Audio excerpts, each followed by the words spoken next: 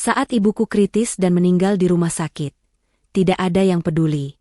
Hanya aku sendirian menemaninya. Bahkan suami dan keluargaku tidak ada yang mau datang. Sementara kamar-kamar lain dipenuhi keluarga yang saling menguatkan.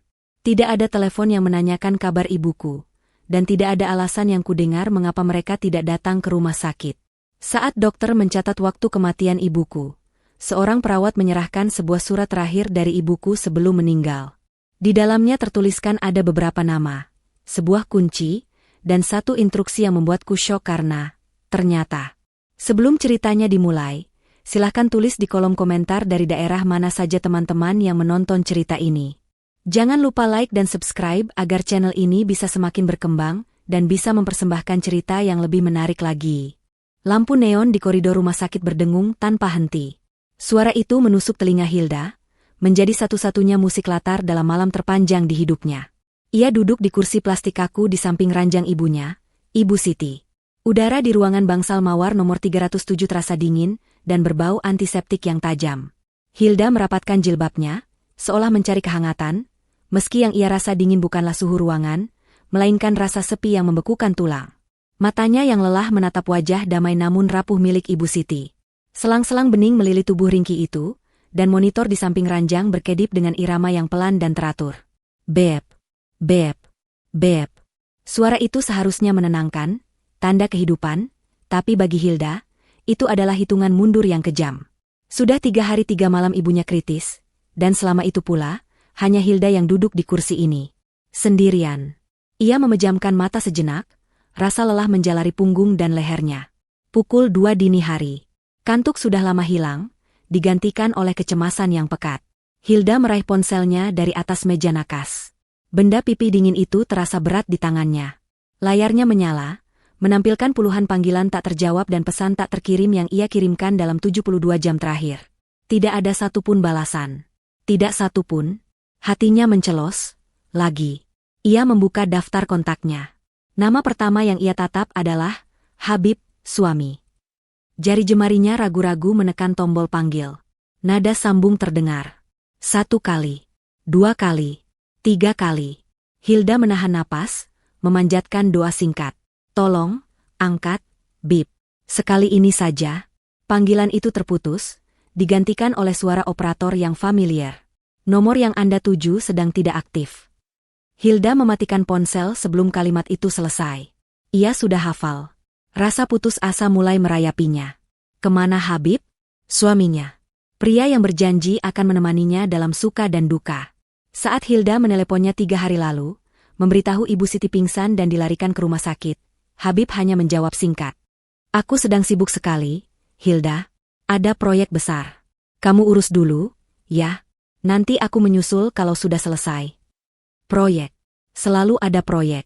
Selalu ada alasan. Tapi sesibuk itukah hingga tidak bisa meluangkan 5 menit untuk menelepon balik? Sesibuk itukah hingga tidak bisa melihat kondisi mertuanya yang mungkin tidak akan melihat matahari terbit lagi? Hilda menelan ludah. Rasa pahit di tenggorokannya bukan hanya karena kopi basi yang ia minum berjam-jam lalu. Jarinya beralih ke nama kedua.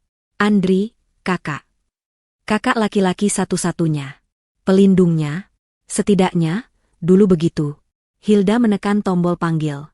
Kali ini, nada sambung bahkan tidak terdengar. Langsung dialihkan ke kotak suara.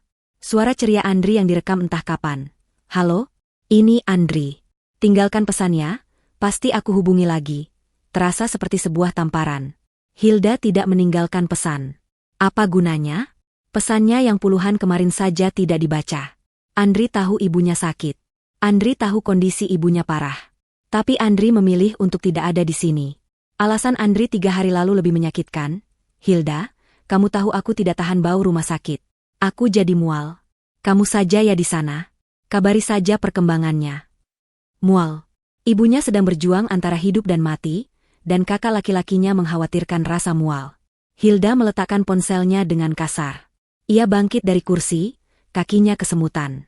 Ia berjalan ke jendela, menyibakkan sedikit tirai. Di luar, dunia gelap. Tapi di seberang, di kamar-kamar lain di bangsal yang sama, ia melihat pemandangan yang menyayat hatinya.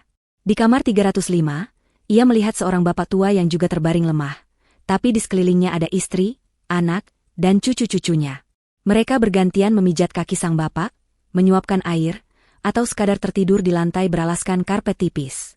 Di kamar 310, seorang wanita muda sebayanya baru saja melahirkan. Suaminya duduk di sampingnya, menggendong bayi mungil itu dengan penuh cinta, sementara orang tua mereka membawakan keranjang buah-buahan. Mereka saling menguatkan. Mereka ada. Mereka peduli. Hilda memalingkan wajah, air mata yang sedari tadi ditahannya akhirnya tumpah. Kenapa keluarganya tidak seperti itu? Kenapa hanya dia? Bahkan Bibi Santi, adik satu-satunya Ibu Siti, yang biasanya paling cerewet menanyakan kabar, kini lenyap ditelan bumi. Ponselnya tidak aktif, sama seperti Habib. Hilda kembali ke samping ranjang ibunya. Ia mengambil tangan Ibu Siti yang dingin. Kulit keriput itu terasa rapuh di genggamannya. "Ibu, Hilda di sini, Bu," bisiknya, suaranya serak. Hilda sendirian. "Kenapa mereka tidak datang? Bu, apa salah Hilda? Apa salah Ibu?" Tentu saja, tidak ada jawaban. Hanya suara monitor yang kembali berirama. Beb, beb, beb. Hilda merasa seperti terdampar di sebuah pulau terpencil di tengah lautan badai. Ia adalah kapten kapal yang karam, sendirian, sementara di kejauhan ia bisa melihat kapal-kapal lain berpesta pora. Tidak ada telepon yang menanyakan kabar. Tidak ada pesan yang memberi kekuatan. Tidak ada alasan yang ia dengar mengapa mereka tidak ada di sisinya. Hanya kesunyian yang memekakan dari orang-orang yang seharusnya paling peduli. Ia merasa marah, sedih, dan lelah luar biasa. Ia mencoba menyandarkan kepalanya di tepi ranjang. Hanya untuk 5 menit, ia berjanji pada dirinya sendiri. 5 menit untuk mengistirahatkan matanya. Namun, baru saja ia memejamkan mata, irama monitor itu berubah. Suara, beb, beb, yang teratur, tiba-tiba berganti menjadi suara, B, yang panjang, nyaring, dan menakutkan. Mata Hilda terbelalak. Jantungnya serasa berhenti berdetak. "Ibu," panggilnya. Tidak ada jawaban. Layar monitor menunjukkan garis lurus. "Ibu, ibu." Hilda menjerit. Ia panik menekan tombol panggilan darurat di dinding. "Suster, dokter, tolong, ibu saya." Dalam hitungan detik, pintu terbuka. 2 perawat dan seorang dokter muda berlari masuk. "Tolong, Mbak, mundur," kata dokter itu tegas namun tenang. Hilda terdorong ke sudut ruangan, tubuhnya gemetar hebat. Ia melihat mereka melakukan tindakan resusitasi. Dokter itu menekan dada ibunya berulang kali. Perawat menyuntikkan sesuatu ke selang infus. "Waktu," teriak dokter itu. Mereka bekerja cepat, efisien, namun wajah mereka serius. Hilda hanya bisa menutup mulutnya, air matanya mengalir deras, jilbabnya basah. Ia berdoa. Ia memohon. Jangan sekarang. Tolong." Tapi ia melihatnya. Ia melihat kelelahan di wajah dokter. Ia melihat perawat yang menggeleng pelan. Setelah 15 menit yang terasa seperti selamanya, dokter itu berhenti. Ia menghela napas panjang. Ruangan itu kembali hening, kecuali suara isak tangis Hilda. Dokter itu berjalan mendekati Hilda. Ia menatap Hilda dengan tatapan yang tidak pernah ingin dilihat oleh seorang anak. "Maafkan kami, Mbak Hilda," ujarnya pelan. "Kami sudah berusaha semaksimal mungkin." Hilda menggeleng. Tidak mungkin. Coba lagi. "Sudah tidak ada yang bisa kami lakukan," kata dokter itu dengan nada final. Ia melihat jam di dinding. Waktu kematian, pukul 2:15, dini hari. Dunia Hilda runtuh. Kakinya lemas. Ia merosot ke lantai, tangisnya pecah tak tertahankan. Para perawat membereskan peralatan mereka dengan diam. Dokter itu mencatat sesuatu di berkas. Mereka akan pergi, meninggalkan Hilda sendirian lagi, kali ini dengan jenazah ibunya. Namun, seorang perawat yang lebih tua, yang tidak ikut dalam tim resusitasi tadi, masuk ruangan. Wajahnya teduh. Ia berjongkok di samping Hilda. "Mbak Hilda," panggilnya lembut. Hilda mengangkat wajahnya yang sembab. Perawat itu tidak mengucapkan bela sungkawa. Ia hanya menatap Hilda dengan penuh empati. "Saya Suster Ratna," katanya. "Saya yang merawat Ibu Siti sore tadi, sebelum beliau kehilangan kesadaran penuh." Hilda hanya menatapnya, tidak mengerti. Suster Ratna merogoh sakunya. Ia mengeluarkan sebuah amplop coklat tebal yang sedikit kucel.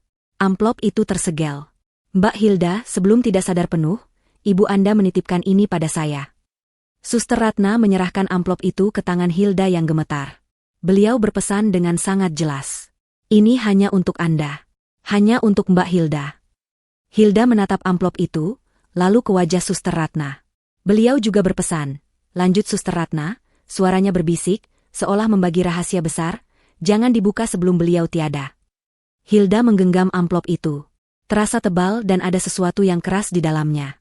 Jantungnya berdebar kencang, kali ini bukan karena takut, tapi karena perasaan aneh yang ia tidak mengerti. Ibunya tahu. Ibunya tahu ia akan sendirian. Langit mulai memerah di ufuk timur ketika Hilda selesai mengurus administrasi kematian ibunya. Ia melakukannya sendirian. Tidak ada yang membantunya berdebat dengan petugas keuangan rumah sakit. Tidak ada yang memegang bahunya saat ia harus menandatangani surat pengambilan jenazah. Ia seperti robot, bergerak tanpa jiwa, hanya didorong oleh sisa-sisa kewajiban. Amplop coklat dari Suster Ratna ia masukkan ke dalam tasnya, terasa seperti batu yang berat. Ia belum berani membukanya. Pesan ibunya, jangan dibuka sebelum beliau tiada. Kini sudah terpenuhi, tapi Hilda masih merasakan ketakutan yang aneh untuk melihat isinya. Rasanya itu akan membuat kepergian ibunya menjadi terlalu nyata, terlalu final. Akhirnya, saat ia duduk menunggu di depan kamar jenazah, ponselnya berdering. Nama, Habib, suami, muncul di layar. Hilda menatap layar itu lama, sebelum akhirnya menggeser tombol hijau. Ya, jawabnya, suaranya datar dan kosong. Hilda, astaga. Maaf sekali. Aku ketiduran. Semalam lelah sekali. Ini aku baru bangun. Suara Habib terdengar panik, tapi palsu di telinga Hilda. Bagaimana kabar ibu? Masih sama? Hati Hilda terasa seperti diremas.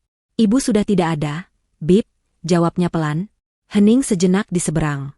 Apa? Innalillahi. Kapan? Kenapa kamu tidak kabari aku? 2 jam yang lalu, kata Hilda. Aku sudah kabari kamu. Ratusan kali. Selama 3 hari. Kamu yang tidak ada. Suaranya bergetar menahan amarah yang tiba-tiba meledak. Ya Tuhan, Hilda. Jangan mulai. Aku benar-benar sibuk. Ya sudah, aku kesana sekarang. Sama Andri. Tadi dia juga menginap di rumahku, kita lembur kerja. Hilda mematikan teleponnya. Ia tidak peduli lagi. Setengah jam kemudian, Habib dan Andri muncul di lobi kamar jenazah.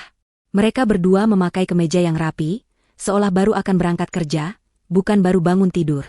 Wajah mereka menunjukkan ekspresi duka yang dibuat-buat. Hilda, sabar ya, kata Andri sambil mencoba memeluknya. Hilda menghindar. Jangan sentuh aku, desisnya. Andri kaget. Habib menatap Hilda dengan tajam. Hilda, jaga sikapmu.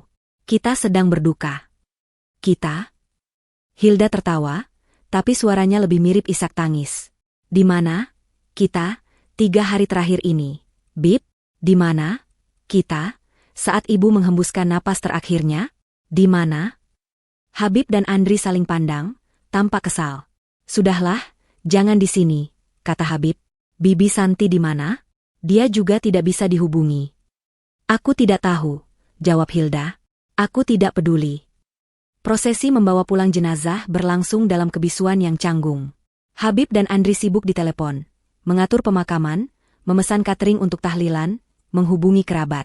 Mereka tampak efisien, seperti event organizer yang sedang bertugas.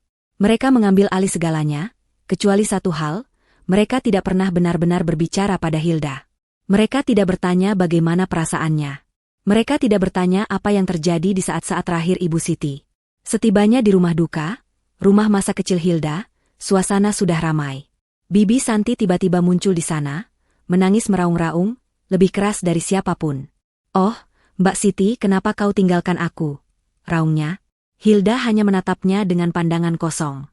3 hari ponselnya tidak aktif, dan sekarang ia muncul dengan air mata buaya. Hilda merasa tercekik. Ia butuh udara. Ia butuh sendirian. Setelah jenazah ibunya disemayamkan di ruang tengah, Hilda masuk ke kamar lamanya. Kamar Ibu Siti. Ia mengunci pintu. Ia tidak peduli pada suara-suara di luar yang memanggil namanya. Ia tidak peduli pada ketukan di pintu. Hilda. Buka. Para pelayat mulai datang. Itu suara Habib. Hilda. Jangan kekanak-kanakan. Itu suara Andri. Biarin saja. Mungkin dia syok. Itu suara Bibi Santi, yang kini terdengar lembut dan bijak. Hilda menutup telinganya. Ia duduk di lantai, bersandar pada ranjang ibunya. Aroma Ibu Siti masih tertinggal di bantal. Aroma minyak kayu putih dan bedak. Tangisnya kembali pecah, kali ini dalam diam. Setelah beberapa saat, ketika ia sudah kehabisan air mata, tangannya merogoh tas. Mengeluarkan amplop coklat itu. Jari jemarinya gemetar hebat saat ia merobek segelnya. Ini adalah wasiat terakhir. Suara terakhir ibunya. Di dalamnya, ada 3 benda. Yang pertama ia lihat adalah selembar foto. Foto dirinya saat masih balita, digendong oleh Ibu Siti yang tersenyum sangat cantik. Di belakang foto itu tertulis, kebahagiaan terbesar ibu. Hati Hilda kembali terasa hangat sejenak. Benda kedua adalah sebuah kunci.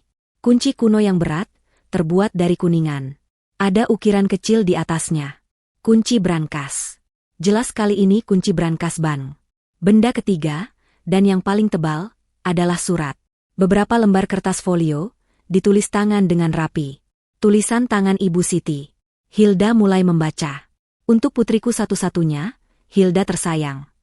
Putriku, Hilda. Maafkan ibu.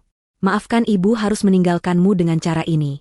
Jika kau membaca surat ini, berarti ibu sudah tenang. Ibu sudah tidak sakit lagi. Ibu ingin kau tahu, memilikimu adalah anugerah terbesar dalam hidup ibu. Kau adalah berlian ibu. Jangan menangisi ibu terlalu lama, sayang. Ibu sudah bahagia. Hilda berhenti sejenak, menyeka air matanya yang kembali mengabur pandangannya. Ia melanjutkan membaca. Hilda, ibu tahu kau pasti merasa sendirian sekarang. Ibu tahu mereka tidak ada di sana untukmu. Jantung Hilda berdebar. Ibu tahu? Ibu tidak sakit, Hilda. Ibu tidak pikun. Ibu tahu semua yang mereka lakukan. Jangan pernah memaafkan mereka. Suamimu, Habib. Kakakmu, Andri. Dan bibimu, Santi. Hilda membaca ulang kalimat itu. Tidak mungkin. Ibu pasti salah. Habib, Andri, Bibi Santi, apa yang mereka lakukan? Mereka menungguku mati, Hilda. Mereka pikir ibu tidak tahu rencana busuk mereka. Mereka pikir ibu bodoh. Mereka sudah mengambil semua yang terlihat. Rumah yang kita tempati ini, mobil, bahkan tabungan pensiun ibu, mereka bilang, untuk biaya pengobatan. Padahal ibu tahu, itu untuk membayar utang judi Habib dan gaya hidup mewah Andri.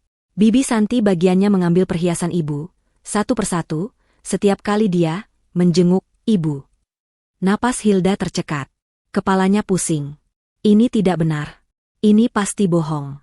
Tapi bayangan Habib dan Andri yang sibuk menelepon, bayangan Bibi Santi yang menangis meraung-raung, bayangan kursi kosong di samping ranjang rumah sakit, semua itu tiba-tiba terasa masuk akal.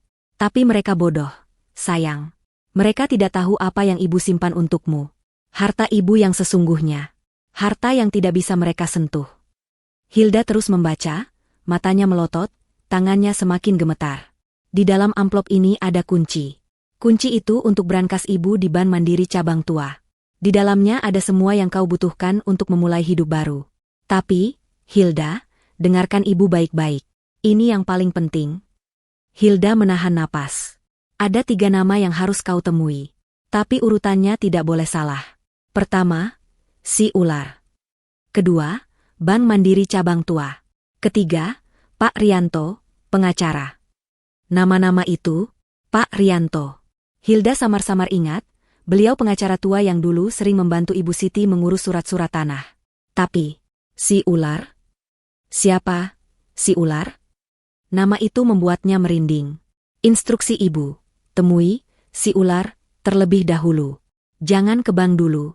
Jangan temui Pak Rianto dulu. Kau harus temui si ular dulu. Dia yang tahu segalanya. Dia yang memegang peluru pertamamu.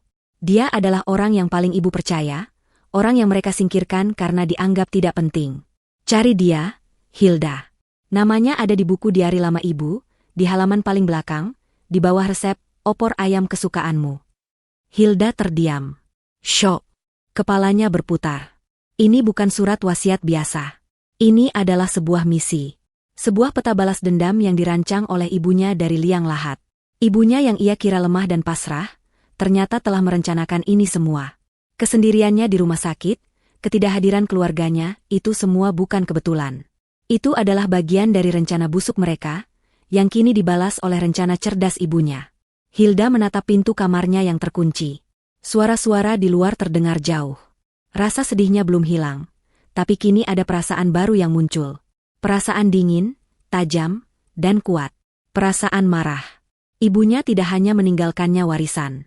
Ibunya meninggalkannya sebuah tugas. Dan Hilda berjanji pada dirinya sendiri, ia akan menyelesaikan tugas ini.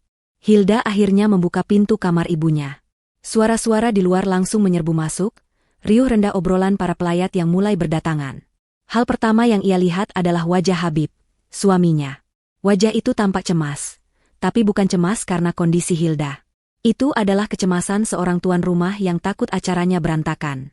Hilda, akhirnya kamu keluar. Cepat ganti baju. Pelayat sudah penuh di depan, katanya dengan nada berbisik yang mendesak. Hilda menatapnya. Laki-laki yang tidur di sampingnya selama 5 tahun. Laki-laki yang mengabaikan panggilan teleponnya saat ibunya sekarat. Laki-laki yang, menurut surat ibunya, telah mengkhianatinya. Hilda hanya mengangguk pelan, tanpa ekspresi. Habib tampak sedikit bingung dengan reaksi dingin itu, tapi ia segera mengalihkan perhatiannya. Andri, pastikan kopi dan kue di belakang cukup. Teriaknya pada Andri yang sedang sibuk menyalami beberapa pria berpeci. Pemakaman Ibu Siti berlangsung, hikmat. Setidaknya begitulah kata orang-orang. Di mata Hilda, ini adalah sebuah pertunjukan sandiwara yang menjijikan. Habib berdiri di barisan paling depan, wajahnya tertunduk, bahunya berguncang pelan, persis seperti suami yang patah hati. Ia bahkan ikut turun ke liang lahat, membantu memapah jenazah mertuanya dengan sigap.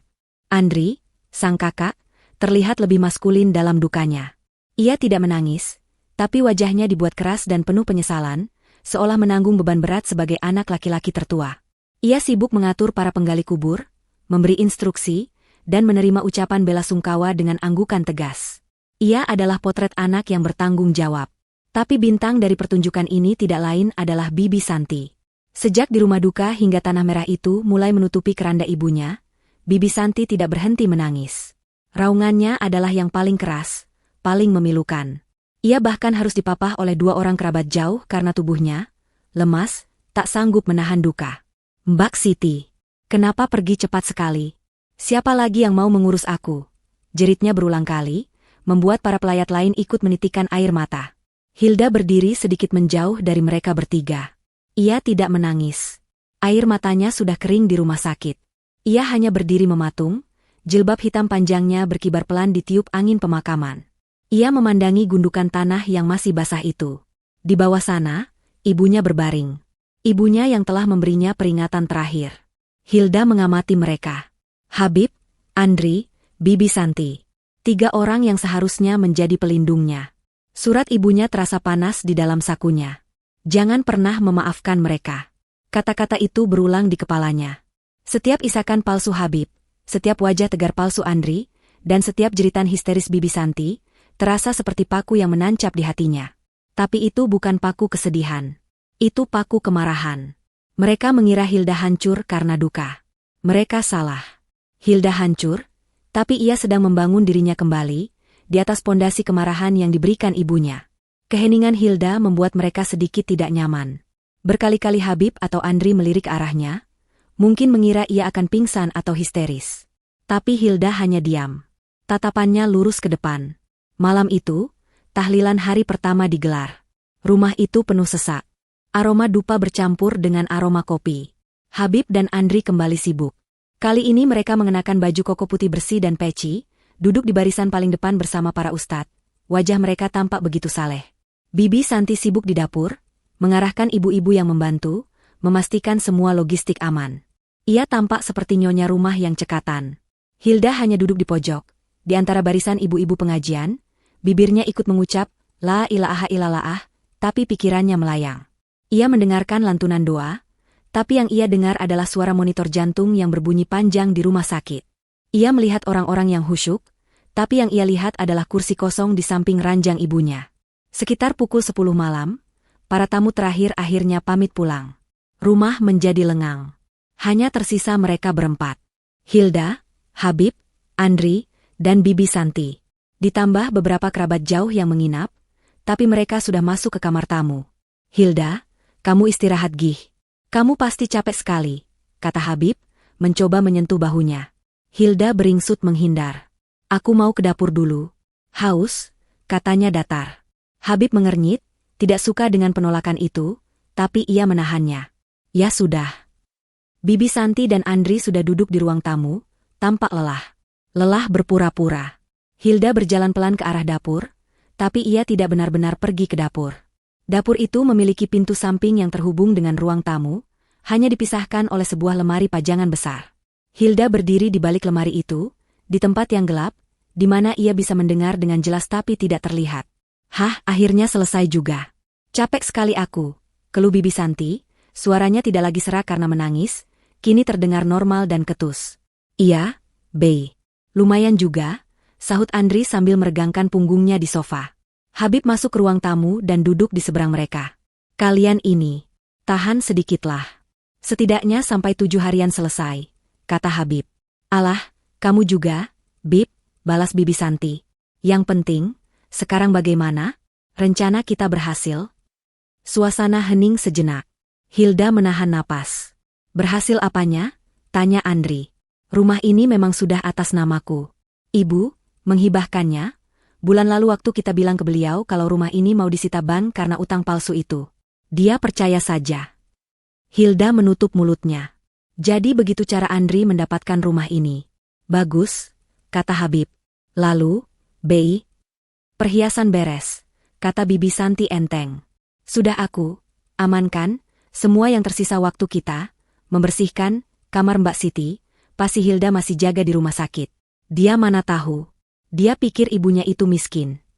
Bagus, bagus, kata Habib lagi, tapi nadanya tidak puas. Masalahnya, lanjut Habib, suaranya lebih serius. Cuma ini? Cuma rumah ini dan perhiasan yang mungkin palsu itu? Tidak mungkin. Ibu Siti pasti punya simpanan lain. Tabungan? Deposito? Surat tanah lain? Soal tabungan, Andri menyahut, kan sudah kita pakai pelan-pelan. Untuk biaya pengobatan, pura-pura itu. Dan sisanya, ya aku pakai untuk bayar DP mobil baru. Habib berdiri. Kalian ini bodoh atau bagaimana?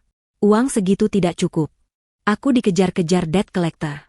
Utang judiku numpuk. Bentaknya pelan. SSST. Jangan keras-keras, desis Bibi Santi. Nanti Hilda dengar. Justru itu masalahnya, balas Habib. Hilda. Dari tadi dia diam saja. Aneh. Biasanya dia cengeng. Ini dia diam, tatapannya kosong. Aku tidak suka. Dia syok. Wajar, kata Andri. Bukan, bantah Habib. Aku lihat. Waktu di rumah sakit, waktu aku dan Andri datang ke kamar jenazah, aku lihat dia memegang amplop coklat tebal. Dia masukkan ke tasnya. Aku tanya dia dapat apa, dia diam saja. Jantung Hilda serasa copot. Jadi Habib melihatnya. Amplop apa? Tanya Bibi Santi, tiba-tiba tertarik. Aku tidak tahu. Tapi aku yakin itu surat wasiat. Atau sertifikat. Atau sesuatu yang berharga, kata Habib. Kita harus dapatkan amplop itu. Bagaimana caranya? Tanya Andri. Dia tidak akan kasih. Apalagi kalau isinya menyangkut kita. Kita geledah saja kamarnya pas dia tidur, usul Bibi Santi. Terlalu berisiko, kata Habib, berpikir. Tidak. Kita awasi dia. Kita harus tahu apa isi amplop itu. Dia pasti akan bertindak. Dia pasti akan pergi ke suatu tempat. Ke bank, atau ke pengacara. Kita ikuti dia. Kalau dia melawan, tanya Andri. Kalau dia melawan, suara Habib terdengar dingin dan asing di telinga Hilda. Kita buat dia terlihat seperti orang gila. Orang yang stres karena ibunya meninggal, lalu mengarang cerita. Kita ambil al-LH hartanya dengan alasan dia tidak kompeten mengurusnya. Kita punya surat dokter palsu yang bilang ibu pikun. Kan? Kita bisa buat surat yang sama untuk Hilda. Hilda merasa mual. Ia mundur pelan-pelan dari balik lemari, kembali ke dapur dalam kegelapan. Tangannya gemetar hebat. Surat ibunya benar. 100% benar. Mereka bukan hanya serakah. Mereka jahat. Mereka iblis berwujud manusia. Dan mereka kini mengincarnya. Hilda tidak tidur semalaman. Ia duduk di kamar ibunya, memeluk Al-Quran yang biasa Ibu Siti baca, tapi matanya tidak terpejam sedikit pun. Percakapan di ruang tamu itu terngiang-ngiang di kepalanya. Rencana mereka untuk membuatnya terlihat gila. Keinginan mereka untuk merebut amplop wasiat. Hilda tahu ia tidak punya banyak waktu.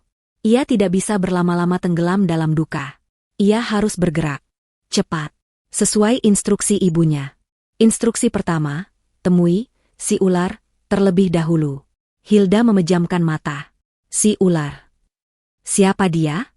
Surat ibunya menyebut, namanya ada di buku diari lama ibu, di halaman paling belakang, di bawah resep opor ayam kesukaanmu. Pagi-pagi sekali, sebelum subuh, saat ia yakin Habib, Andri, dan Bibi Santi masih tidur karena kelelahan, berduka, Hilda mulai bergerak. Ia harus menemukan buku diari itu. Ia masuk ke kamar ibunya, yang kini resmi menjadi kamarnya. Ia mulai mencari. Di laci nakas. Tidak ada. Hanya ada botol-botol obat dan tasbih. Di bawah tumpukan baju di lemari. Tidak ada. Hanya ada pakaian-pakaian lama. Hilda mulai panik. Jangan-jangan mereka sudah menemukannya? Jangan-jangan Bibi Santi, saat membersihkan kamar, sudah membuang barang-barang penting ibunya? Ia teringat kata-kata Bibi Santi, perhiasan beres. Sudah aku amankan semua? Tentu saja. Mereka pasti sudah menggeledah kamar ini. Hilda terduduk di tepi ranjang. Ia mencoba berpikir jernih. Di mana ibunya akan menyimpan sesuatu yang sangat pribadi? Ibu Siti adalah wanita yang sederhana, tapi tidak bodoh. Ia tahu Andri dan Bibi Santi sering mengambil barangnya. Ia tidak akan menyimpannya di tempat yang mudah. Hilda menatap sekeliling ruangan.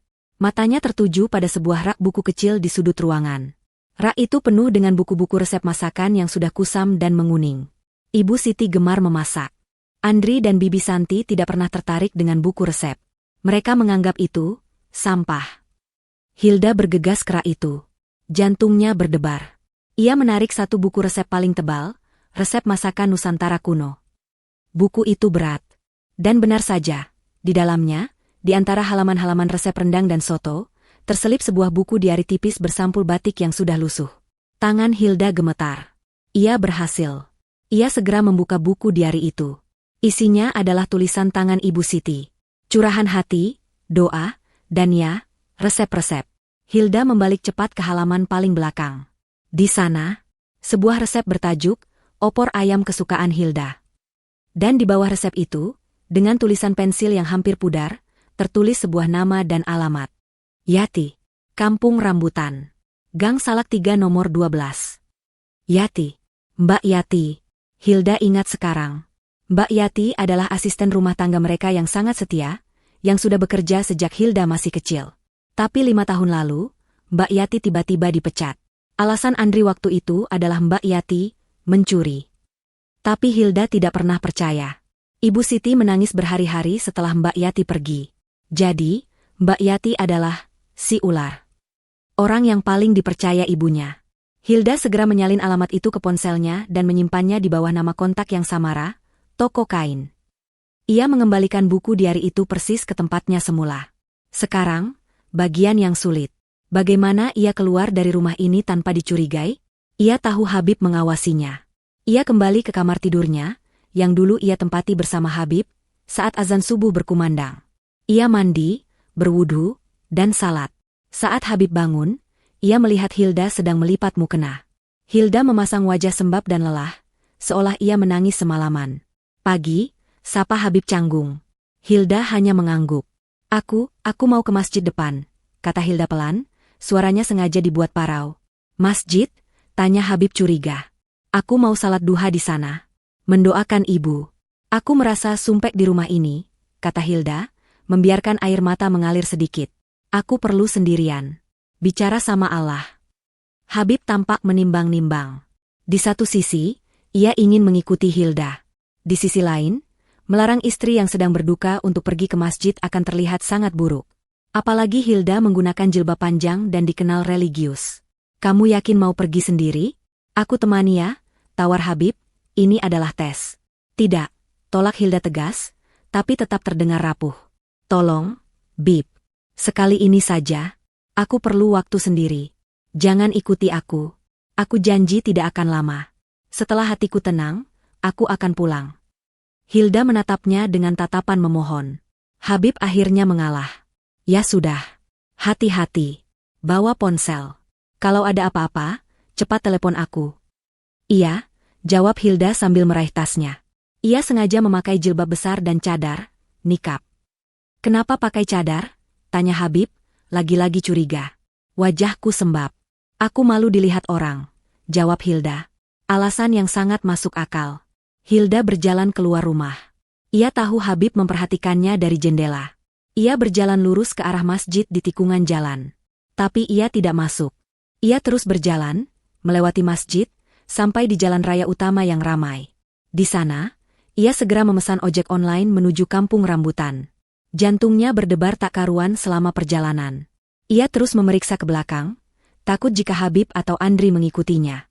Tapi jalanan ramai, dan sepertinya ia aman. Setengah jam kemudian, ia tiba di kampung rambutan. Ini adalah dunia yang benar-benar berbeda. Ganggang sempit, rumah-rumah berhimpitan, dan bau selokan yang menyengat. Ia berjalan kaki, mencari gang Salak 3.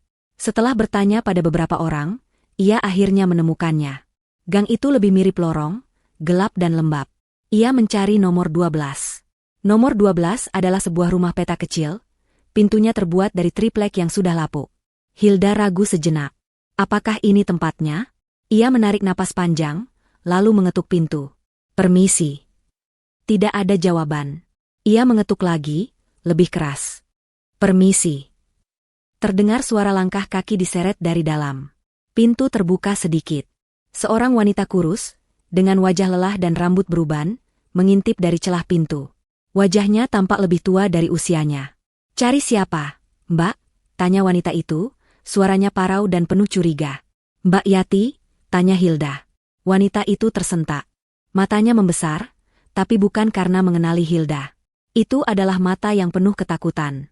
Salah orang, katanya cepat, mencoba menutup pintu. Saya tidak kenal. Tunggu. Hilda menahan pintu dengan tangannya. Mbak Yati, ini saya, Hilda. Anaknya Ibu Siti. Mbak Yati membeku. Ia menatap Hilda dari atas ke bawah, dari cadar yang kini Hilda buka sedikit hingga matanya yang sembab. Non Hilda, bisiknya, tidak percaya. Maaf, Non. Saya tidak bisa bantu apa-apa. Mbak Yati kembali mencoba menutup pintu. Andri, Tuan Andri bisa marah besar kalau tahu Non di sini. Mbak Yati, tolong, desak Hilda. Ibu saya, Ibu Siti, sudah meninggal. Wajah Mbak Yati memucat. Innalillahi, kapan, Non? 3 hari lalu, kata Hilda. Air matanya kembali menggenang.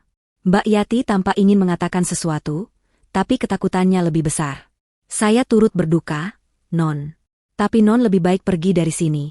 Saya tidak mau ada masalah. Mbak Yati hampir berhasil menutup pintu. Hilda panik. Ia harus mengatakan kata kuncinya. Mbak Yati, tunggu. Hilda berbisik tajam. Ibu yang suruh saya ke sini. Sebelum meninggal, Ibu menitipkan surat untuk saya. Ibu bilang saya harus menemui si ular dulu. Seketika, gerakan Mbak Yati berhenti. Matanya yang tadi ketakutan, kini berubah. Rasa takut itu hilang, digantikan oleh sesuatu yang tajam, fokus, dan penuh perhitungan. Ia menatap Hilda lekat-lekat. Apa Non bilang? Si ular, ulang Hilda, lebih yakin. Mbak Yati menatap ke kiri dan ke kanan gang sempit itu. Memastikan tidak ada yang mendengar. Lalu, dengan gerakan cepat, ia menarik tangan Hilda. Masuk, Non. Cepat, katanya dengan nada yang sama sekali berbeda. Tidak ada lagi nada takut. Kini suaranya tegas dan penuh perintah. Kita tidak punya banyak waktu. Saya tahu Non Hilda pasti akan datang. Saya sudah menunggu 5 tahun untuk hari ini. Mbak Yati menutup pintu triplek itu dengan cepat dan menguncinya. Rumahnya hanya satu petak, pengap, dan remang-remang. Perabotannya sangat sedikit. Hanya ada satu dipan kayu di sudut, lemari plastik, dan sebuah meja kecil dengan kompor gas. Bau minyak tanah bercampur dengan aroma lembab. Jauh berbeda dari kamar luas yang dulu ia tempati di rumah Ibu Siti. Mbak Yati mempersilakan Hilda duduk di dipan, satu-satunya tempat duduk yang layak. Hilda melepas cadarnya. Wajah Mbak Yati kini terlihat jelas, dipenuhi keriput dan guratan penderitaan. Wanita yang dulu dikenalnya sebagai sosok yang ceria dan gesit, kini tampak rapuh, seolah terbebani oleh hidup. Tapi mata itu, mata yang tadi menatap Hilda, kini menyala dengan energi yang aneh. Saya tahu Non Hilda akan datang, ulang Mbak Yati. Ia duduk di lantai di depan Hilda. Saya tidak tahu kapan, tapi ibu berpesan begitu. Mbak Yati, ibu. Hilda tidak tahu harus mulai dari mana. Kenapa, si ular? Kenapa ibu memanggil Mbak Yati begitu? Mbak Yati tersenyum tipis untuk pertama kalinya. Itu panggilan sayang ibu. Dulu waktu Non Hilda masih kuliah, Tuan Andri dan Nyonya Santi sering mengeluh. Di mana-mana ada si Yati. Kayak ular, tahu-tahu muncul, katanya. Itu karena saya selalu ada di dekat ibu. Saya tidak suka cara mereka bicara pada ibu. Senyuman itu memudar. Ibu tahu saya pendengar yang baik. Saya diam, tapi saya dengar semua. Saya lihat semua. Dan karena itulah, saya dipecat. Hilda menatapnya, menunggu. Mereka bilang saya mencuri, Non. Itu bohong. Bohong besar. Suara Mbak Yati bergetar menahan amarah yang telah dipendamnya selama 5 tahun. Saya tidak pernah mengambil sepeser pun uang Ibu Siti. Saya tahu, Mbak. Saya tidak pernah percaya itu, kata Hilda pelan. Lalu apa yang terjadi? Mbak Yati menarik napas panjang. 5 tahun lalu. Tuan Andri, Tuan Habib, dan Nyonya Santi, mereka berkumpul di kamar ibu. Mereka pikir ibu sedang tidur pulas karena obat penenang yang mereka suruh saya berikan. Tapi saya tidak berikan obat itu, Non. Saya ganti dengan vitamin. Ibu pura-pura tidur. Jantung Hilda berdebar kencang. Mereka bicara, lanjut Mbak Yati. Mereka merencanakan semuanya. Rencana yang baru mereka jalankan sekarang. Mereka bilang ibu mulai pikun, harus segera dibuatkan surat kuasa penuh atas nama Tuan Andri. Tuan Habib setuju, karena dia bilang utangnya menumpuk. Nyonya Santi ingin bagian perhiasan dan aset. Saya tidak tahan, Non. Saya rekam pembicaraan mereka pakai perekam suara kecil yang dulu Non Hilda belikan untuk saya. Saya berdiri di balik pintu. Tapi sial, mata Mbak Yati berkaca-kaca, Tuan Andri keluar tiba-tiba. Dia melihat saya. Dia tahu saya merekam. Dia merebut alat rekam itu. Lalu, desak Hilda. Dia menghancurkannya. Dia menghapusnya. Setidaknya, dia pikir begitu. Dia bentak saya. Dia seret saya ke ruang tamu. Saat itu juga, dia buka tas saya, dan di dalamnya sudah ada beberapa lembar uang ratusan ribu. Dia yang menaruhnya. Dia menjebak saya. Mbak Yati terisak pelan. Dia berteriak saya maling. Saya diusir hari itu juga. Ibu Siti tidak bisa berbuat apa-apa. Beliau hanya menangis di kamar. Tuan Andri mengancam akan memasukkan ibu ke panti jompo jika ibu membela saya. Hilda merasa perutnya mual. Kebusukan keluarganya ternyata sudah berakar begitu lama. Tapi itu bukan akhir cerita, Non. Mbak Yati menyeka air matanya. Wajahnya kembali mengeras. Malam itu, setelah saya diusir, Ibu Siti diam-diam datang ke sini. Ke rumah petak saya ini. Beliau naik ojek sendirian. Beliau menangis, minta maaf pada saya. Dan beliau menitipkan sesuatu. Mbak Yati bangkit. Ia berjalan ke lemari plastik di sudut. Dari tumpukan baju paling bawah, ia mengeluarkan sebuah kotak kayu kecil yang sudah kusam. Kotak itu terkunci dengan gembok kecil. Mbak Yati mengeluarkan kunci dari balik bajunya, membukanya, dan meletakkan kotak itu di pangkuan Hilda. Ibu bilang, kata Mbak Yati, ini adalah peluru pertama Non Hilda. Ini adalah kotak Pandora. Kata ibu, kalau suatu hari Non Hilda datang mencari si ular, saya harus berikan kotak ini. Tangan Hilda gemetar saat membuka tutup kotak kayu itu. Di dalamnya, ada 3 benda. Yang pertama adalah sebuah buku tabungan dari bank kecil yang tidak terkenal, BPR Arta Jaya. Atas nama Siti Rahayu, nama lengkap ibunya. Hilda membukanya. Matanya terbelalak. Saldo terakhir, yang dicetak 5 tahun lalu, menunjukkan angka 500 juta rupiah. Ibu punya uang sebanyak ini, bisik Hilda. Itu uang hasil catering rahasia ibu, Non. Jelas Mbak Yati. Selama puluhan tahun, ibu menerima pesanan tumpeng dan kue-kue. Tuan Andri dan Non Hilda tidak pernah tahu. Mereka pikir itu hobi. Ibu menabungnya di bank kecil itu agar tidak terlacak oleh mereka. Kata ibu, itu uang darurat untuk Non Hilda. Benda kedua adalah beberapa lembar kertas yang dilipat rapi. Bukan sertifikat, tapi surat girik dan akta jual beli, AJB, atas beberapa bidang tanah kebun di kampung halaman Ibu Siti. Itu harta warisan dari neneknya ibu. Tidak ada harganya bagi Tuan Andri, karena letaknya di desa. Tapi itu aset bersih. Tidak ada yang tahu ibu menyimpannya. kata Mbak Yati. Hilda mengangguk. Ia menyimpan buku tabungan dan surat-surat itu ke dalam tasnya, di balik lapisan dalam yang tersembunyi. Dan benda ketiga. Benda yang membuat napas Hilda tercekat. Itu adalah alat perekam suara digital kecil. Yang sama persis seperti yang ia belikan untuk Mbak Yati dulu. Tapi, kata Mbak Yati, Andri menghapusnya. Dia pikir dia menghapusnya, kata Mbak Yati dengan seringai tipis. Tuan Andri itu sombong dan tidak sabaran. Dia hanya menekan tombol, stop, dan delete. Dia tidak tahu, di alat itu, file yang dihapus masuk ke folder sampah dulu. Tidak langsung hilang. Lalu bagaimana Mbak Yati bisa dapatkan ini kembali? Pagi hari sebelum saya benar-benar pergi, waktu saya disuruh ambil sisa baju saya. Saya masuk ke kamar Tuan Andri untuk ambil tempat sampah. Dia membuang alat itu ke sana. Dia pikir sudah rusak dan tidak berguna. Saya ambil. Saya simpan. 5 tahun saya simpan rekaman itu, Non. Saya tidak berani membawanya ke polisi. Saya ini siapa? Tuan Andri bisa bayar pengacara. Saya bisa dibilang memfitnah. Jadi saya menunggu. Sesuai amanat ibu.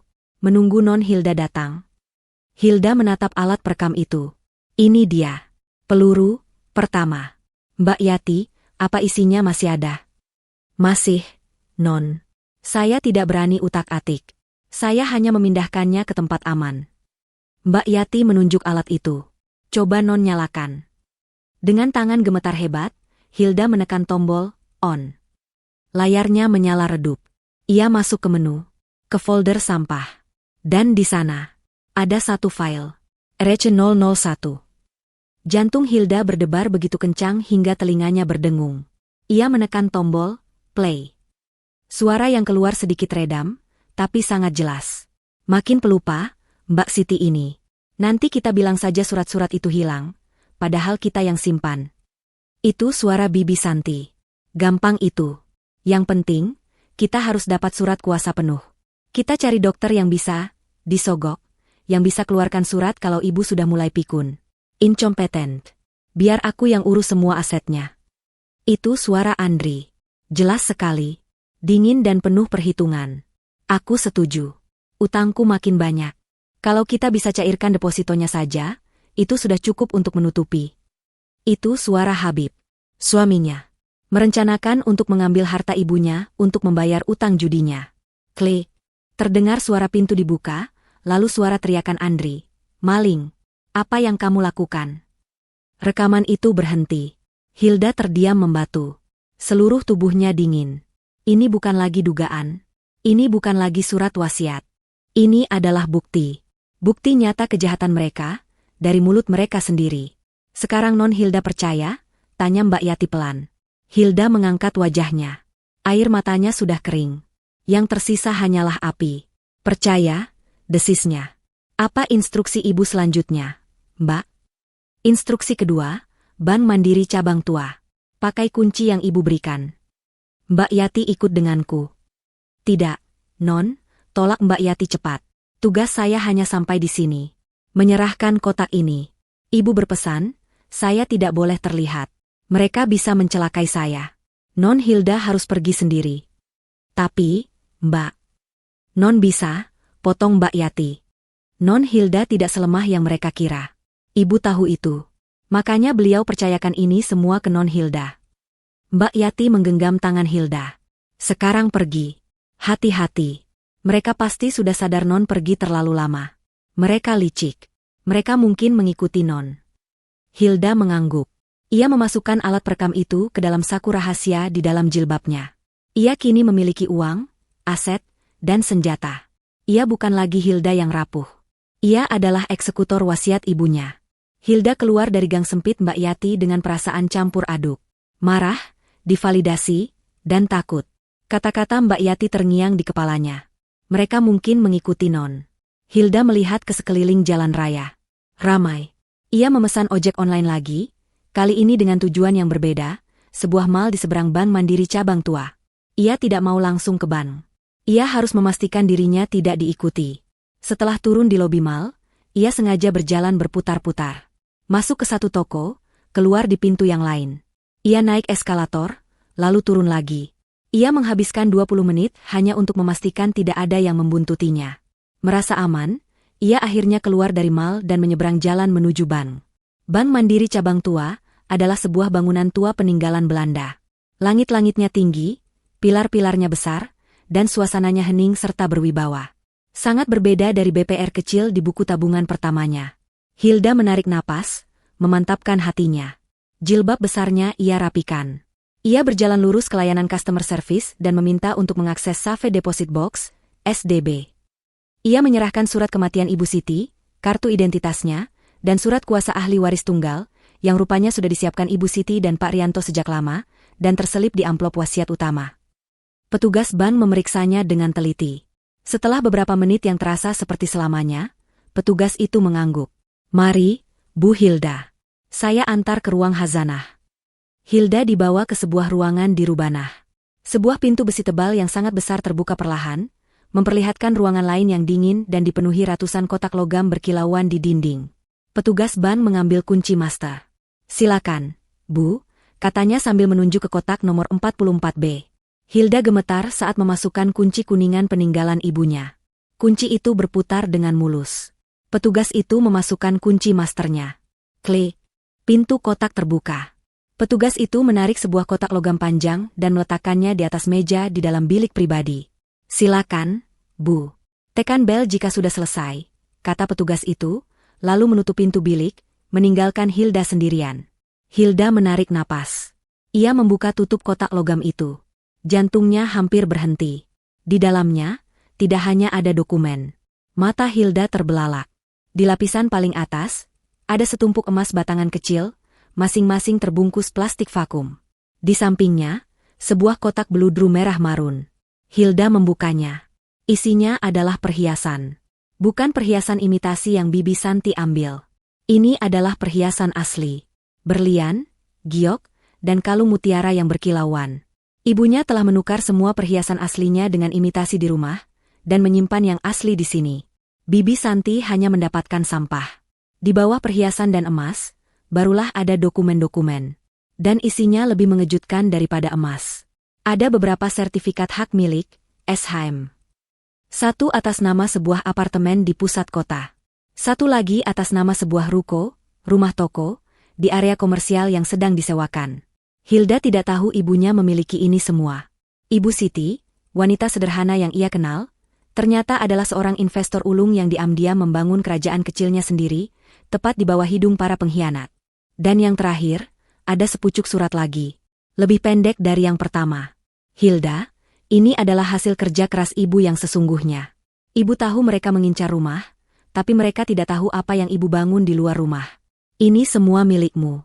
Gunakan ini untuk hidupmu. Jangan berikan 1 sen pun pada mereka. Sekarang, instruksi terakhir, temui Pak Rianto. Dia ada di daftar nama. Dia yang akan mengurus legalitas pengalihan aset ini ke namamu. Ibu sudah bayar dia di muka 5 tahun lalu. Dia tahu apa yang harus dilakukan. Percayai dia. Ibu menyayangimu. Ibumu." Hilda menangis dalam diam. Bukan tangis duka, tapi tangis haru, kagum, dan kemarahan yang membuncah. Ibunya telah mempersiapkan segalanya. Ia tidak ditinggalkan sendirian. Ibunya telah memberinya perisai dan pedang. Hilda dengan cepat memindahkan emas, perhiasan, dan semua dokumen penting ke dalam tas selempangnya yang besar. Ia menjejalkan buku tabungan BPR dan alat perekam di saku dalam tasnya. Ia memastikan kotak SDB itu kosong, lalu ia menekan bel. Setelah mengurus administrasi penutupan SDB, Hilda berjalan keluar dari ruang hazanah. Ia merasa lebih kuat. Ia berjalan melintasi lobi ban yang megah. Pintu kaca otomatis terbuka di depannya. Ia melangkah keluar, kembali ke trotoar yang ramai, silau oleh matahari siang. Dan saat itulah ia melihat mereka. Mobil Habib. Mobil itu parkir tidak jauh dari pintu masuk bank. Dan di dalamnya, ia bisa melihat 2 siluet. Habib dan Andri. Mereka menunggunya. Jantung Hilda mencelos. Jadi, mereka tidak mengikutinya. Mereka tahu kemana ia akan pergi. Mereka sudah menduganya. Bank Mandiri Cabang Tua adalah bank utama yang Ibu Siti pakai untuk urusan sehari-hari. Tentu saja mereka akan menunggu di sini. Belum sempat Hilda berbalik atau pura-pura tidak melihat, Habib sudah keluar dari mobil. Wajahnya merah padam karena marah. Andri menyusul di belakangnya. "Hilda," bentak Habib. Beberapa orang di trotoar menoleh. Hilda mempercepat langkahnya, pura-pura tidak dengar. Berhenti, Hilda. Habib berlari dan mencegatnya. Ia berdiri tepat di depan Hilda, menghalangi jalannya. Andri memblokir jalan di belakangnya. Hilda terkepung. "Habis dari mana kamu?" tanya Habib, suaranya pelan tapi mengancam. "Bukan urusanmu," jawab Hilda dingin. "Oh, bukan urusanku." Habib tertawa sinis. "Kamu bohong sama kami. Kamu bilang mau ke masjid, tapi kamu keluyuran. Kamu ke rumah si Yati, kan? Si maling itu. Dan sekarang kamu ke bank. Kamu pasti baru mengambil warisan ibu." "Itu hakku," kata Hilda, memeluk tasnya erat. "Hak kita?" teriak Andri di belakangnya. "Aku anak laki-laki. Aku ahli waris utama. Kamu tidak berhak atas apa-apa." "Minggir," desis Hilda, mencoba mendorong Habib. "Tidak sebelum kamu berikan tas itu." Andri maju dan mencoba merebut tas dari bahu Hilda. Hilda menjerit dan menarik tasnya. "Lepaskan." "Kasih, Hilda." Habib ikut membantu, memegang lengan Hilda erat-erat. "Jangan buat keributan di sini. Berikan tas itu, kita bicarakan di rumah." Orang-orang mulai berkerumun.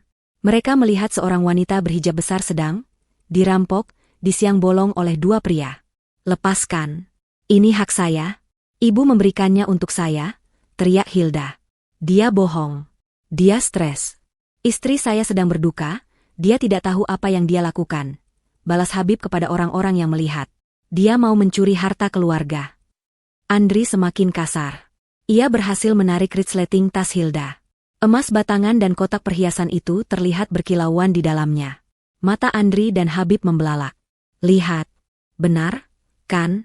Dia menyembunyikannya," teriak Andri. Situasi semakin kacau. Tepat saat itu, seorang satpam ban yang melihat keributan itu berlari keluar. "Hei, ada apa ini ribut-ribut di depan ban? Bubar, bubar." "Bapak, tolong saya," teriak Hilda. "Mereka mau merampok saya. Ini suami dan kakak saya, mereka mau mengambil warisan saya. Mereka mengabaikan ibu saya sampai meninggal." Satpam itu bingung. Ia melihat Hilda yang menangis, dan dua pria yang tampak marah. "Tidak, Pak," sangkal Habib cepat. "Ini masalah keluarga. Istri saya, dia tidak stabil. Habis berduka, jadi begini." Satpam itu menatap Andri yang masih memegang tas Hilda. "Sudah, Mas, lepaskan tasnya. Kalau masalah keluarga, selesaikan di rumah atau di kantor polisi. Jangan buat keributan di sini." Ini adalah kesempatan yang Hilda tunggu. Saat satpam itu sibuk mendorong dada Andri, menyuruhnya mundur, dan Habib sibuk berdebat dengan satpam, bapak tidak mengerti. Hilda menggunakan seluruh tenaganya. Ia menyentak tasnya dari cengkeraman Andri. Krek! Tali tasnya putus, tapi ia berhasil memegangnya. Ia tidak lari. Ia berjalan cepat, menembus kerumunan kecil itu. "Hei, Hilda, mau kemana kamu?" teriak Habib. Ia tidak bisa mengejar. Langkahnya dihalangi oleh satpam. "Sudah saya bilang, jangan buat keributan." Hilda tidak menoleh ke belakang. Ia berlari ke pinggir jalan, sebuah taksi baru saja menurunkan penumpang.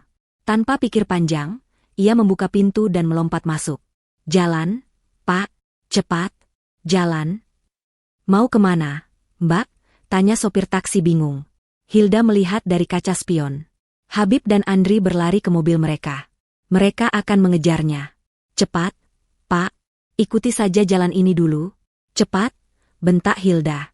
Taksi itu melaju, masuk ke dalam lalu lintas yang padat. Hilda menoleh ke belakang.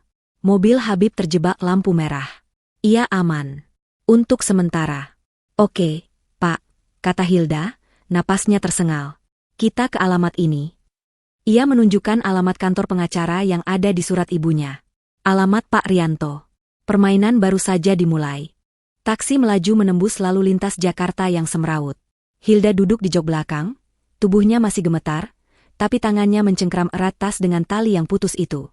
Ia terus-menerus melihat ke kaca spion, paranoid, mencari mobil Habib. "Mbak, kita dikejar?"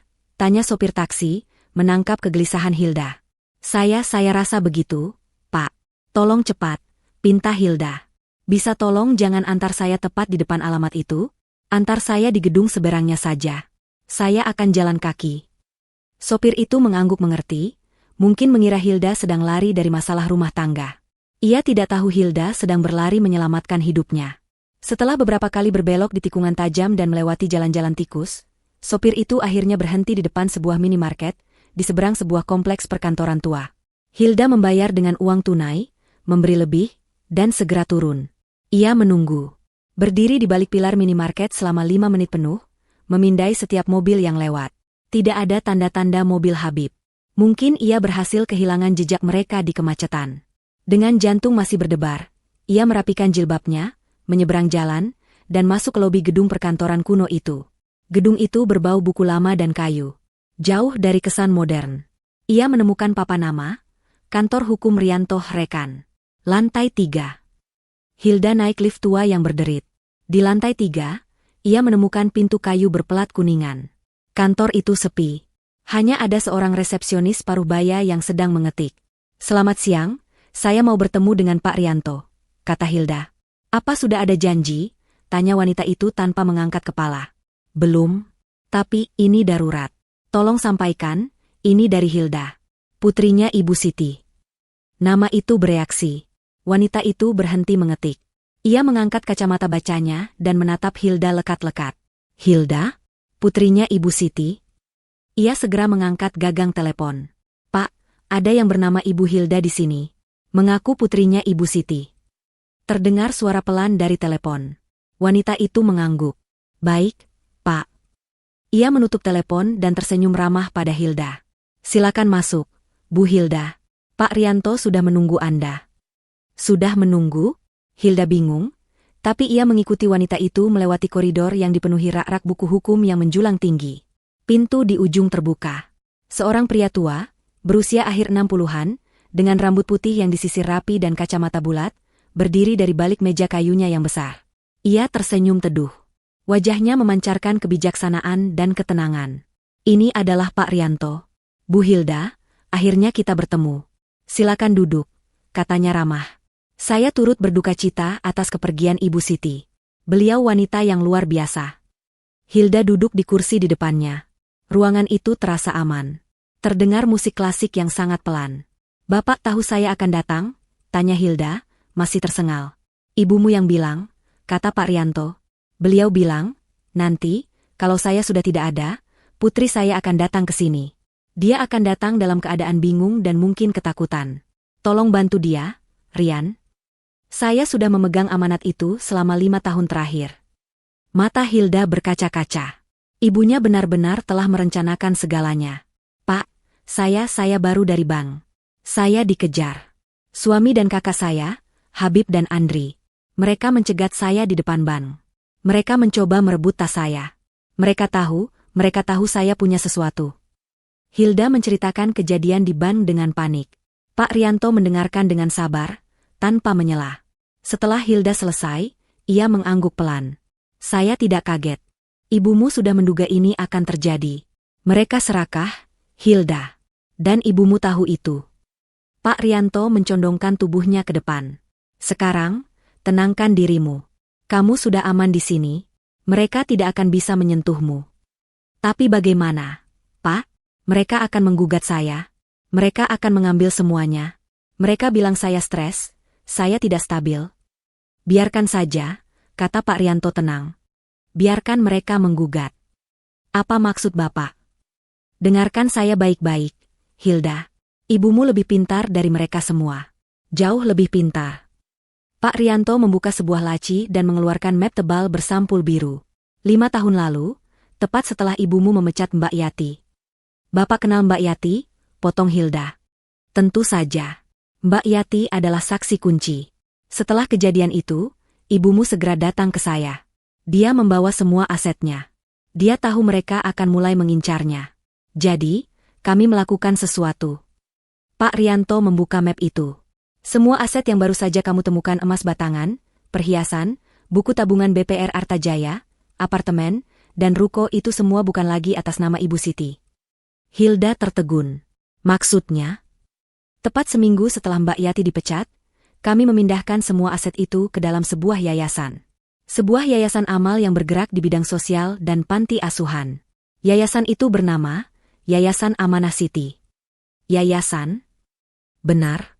Ibumu sebagai pendiri, dan beliau menunjuk dirimu, Hilda, sebagai ketua pengurus yayasan. Surat pengangkatanmu sudah sah di mata hukum, ditandatangani di atas meterai, dan akan aktif begitu beliau meninggal dunia. Yang berarti, semua aset itu, sejak 3 hari lalu, secara hukum adalah milik yayasan, dan kamu adalah satu-satunya orang yang berhak mengelolanya. Jadi, itu bukan warisan. Bukan dalam arti warisan yang bisa diperebutkan, jelas Pak Rianto. Itu adalah aset yayasan. Habib dan Andri tidak bisa menuntutnya. Mereka tidak punya hak apa-apa atas itu. Itu sudah aman. Itu adalah perisaimu. Hilda merasa kakinya lemas karena lega. Air mata mengalir di pipinya. Ibunya tidak hanya memberinya kekayaan, beliau memberinya keamanan. Tapi, Pak, Hilda teringat sesuatu. Rumah yang kami tinggali. Dan ada aset lain? Kenapa ibu tidak masukkan itu juga? Nah, Pak Rianto tersenyum tipis. Senyum seorang ahli strategi. Disitulah letak kejeniusan ibumu. Maksud Bapak? Ibumu tahu mereka serakah. Jika mereka tahu semua harta sudah tidak ada, mereka mungkin akan langsung mencelakaimu secara fisik. Jadi, ibumu sengaja meninggalkan beberapa aset, terlihat, atas namanya. Khususnya, rumah keluarga yang sekarang Andri tempati, dan sebuah villa di puncak. Rumah itu, Andri bilang ibu menghibahkannya. Hibah bodong, potong Pak Rianto. Ibumu dipaksa tanda tangan. Tapi beliau berhasil memberitahu saya. Surat hibah itu tidak pernah didaftarkan secara resmi ke notaris yang benar. Itu cacat hukum. Jadi, kenapa ibu biarkan aset itu? Tanya Hilda, masih tidak mengerti. Itu adalah umpan. Hilda, kata Pak Rianto, suaranya kini serius. Ibumu tahu mereka tidak akan puas hanya dengan rumah itu. Apalagi sekarang mereka tahu kamu punya emas dan perhiasan. Mereka akan menggugat. Mereka akan mencoba merebut segalanya. Mereka akan mengklaim semua peninggalan Ibu Siti. Termasuk aset yayasan yang mereka tidak tahu itu. Lalu apa yang kita lakukan? Kita tunggu. Kita biarkan mereka bertindak. Biarkan mereka menyewa pengacara. Biarkan mereka mengajukan gugatan ke pengadilan. Biarkan mereka memfitnahmu. Tapi itu akan merusak nama baik saya, Pak. Untuk sementara, kata Pak Rianto, Hilda, ibumu ingin mereka mendapatkan karma. Tapi bukan karma dari Tuhan. Beliau ingin karma dari hukum. Dan untuk menjerat mereka secara hukum, kita perlu bukti bahwa mereka berniat jahat. Niat jahat itu adalah gugatan mereka. Pak Rianto berdiri dan berjalan ke jendela. Mereka akan mengklaim kamu tidak waras. Mereka akan bilang kamu memalsukan surat. Dan untuk mendukung klaim mereka, Pak Rianto berbalik menatap Hilda. Matanya tajam, mereka pasti akan membuat surat wasiat palsu, versi mereka sendiri. Surat wasiat yang menyatakan mereka adalah ahli waris yang sah, dan kamu tidak mendapat apa-apa. Jantung Hilda berdebar. Dan saat mereka menyerahkan surat wasiat palsu itu ke pengadilan, saat itulah mereka kita jerat. Dengan apa, Pak? Dengan rekaman suara dari Mbak Yati. Mata Hilda terbelalak. Mbak Yati sudah menyerahkannya pada saya. Saya membawanya.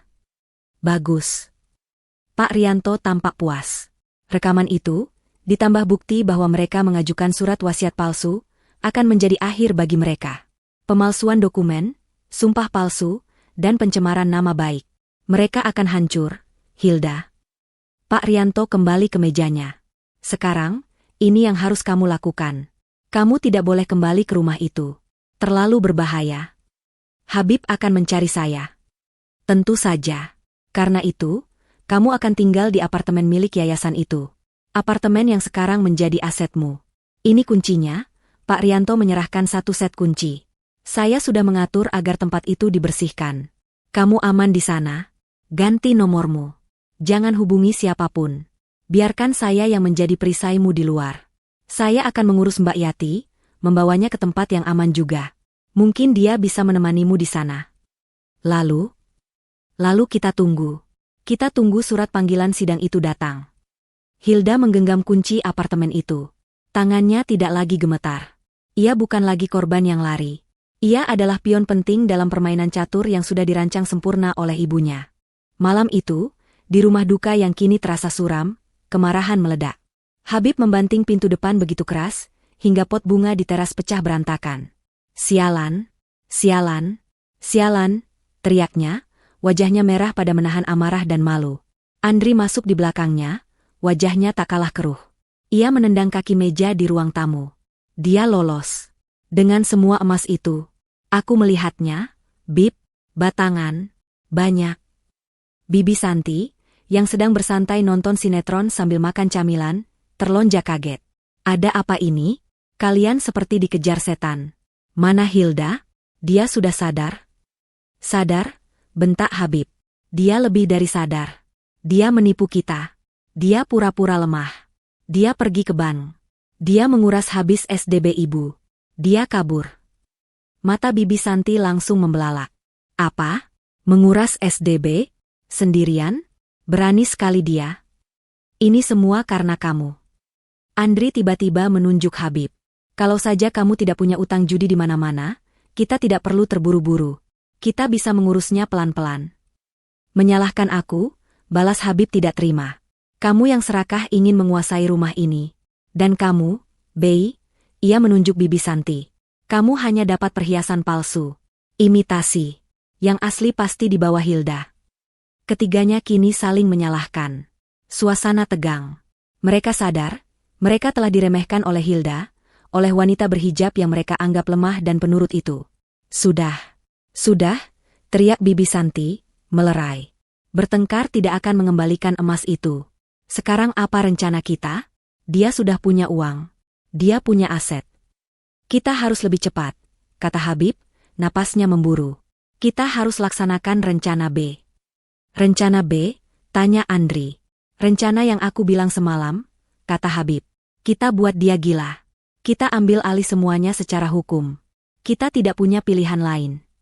Andri dan Bibi Santi saling pandang. Mereka mengangguk setuju. Kita harus segera sewa pengacara, kata Andri. Bukan sembarang pengacara. Kita perlu pengacara yang bisa diatur. Yang licik. Yang tidak banyak tanya, tambah Habib.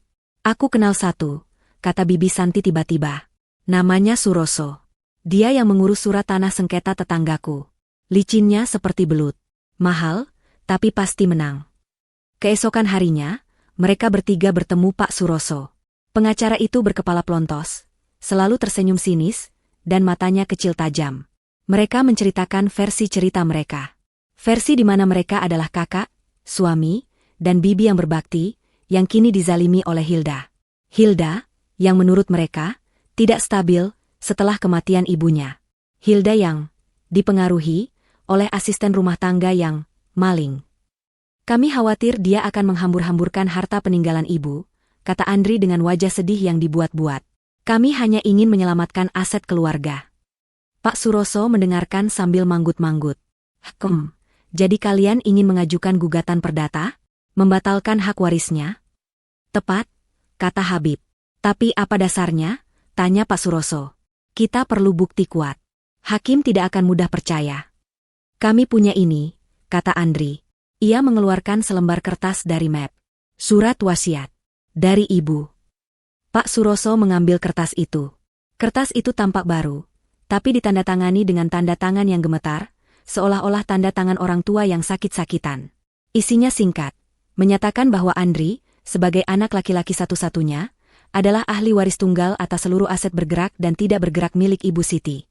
Habib, sebagai menantu, diberi kuasa untuk membantu mengelola.